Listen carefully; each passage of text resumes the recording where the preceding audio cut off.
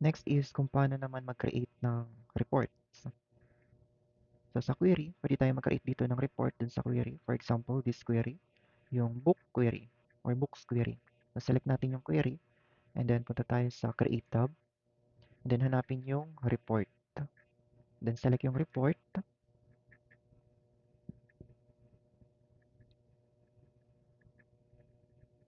Ayan, meron na tayong report for the book query or books query.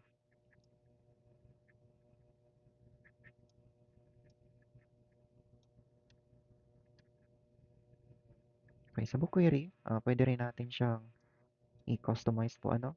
So for example, yung pop-up or pag-open ng form na book query, I mean, pag-open ng report na books query, gusto natin siyang naka-pop up. So punta tayo dun sa property sheet. Kikita dito sa right side. Or kung hindi man siya nag-show, ano po, punta lang kayo dun sa report layout design. And then hanapin nyo yung property sheet sa taas. And then select nyo yun or i-click nyo yun para maglabas yung property sheet. And then punta kayo dun sa other. Hanapin yung pop-up. And then nakaselect dito is no. Select nyo lang siya ng yes. And then save nyo yung query. So pwede nyo pong rename yung name nung uh, report na create ninyo. For example, book report. Books report. And then click OK to save the file. And then open natin yung books report. Double click. Okay, close nyo muna. And then double click.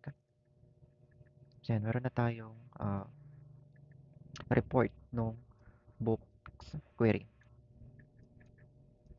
So pwede rin po kayo mag-create ng report ano dun sa mga table. So for example, this one, yung books table. Select natin yung books table. Then create tab. Hanapin yung report. Click yung report. So yan, yung report ng books table. So again, punta kayo dun sa other or sa property sheet and then other. So make sure na nakaselect kayo dun sa entire reports. Yan, click nyo lang yung dito sa report. And then hanapin yung pop-up dun sa other nung property sheet. Nakaselect dyan is no, gawin nyo siyang yes. And then save. Then okay. Then close natin. Double click yung books.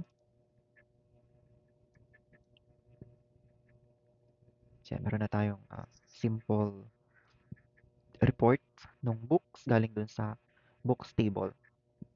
Yung isa is report naman galing dun sa query.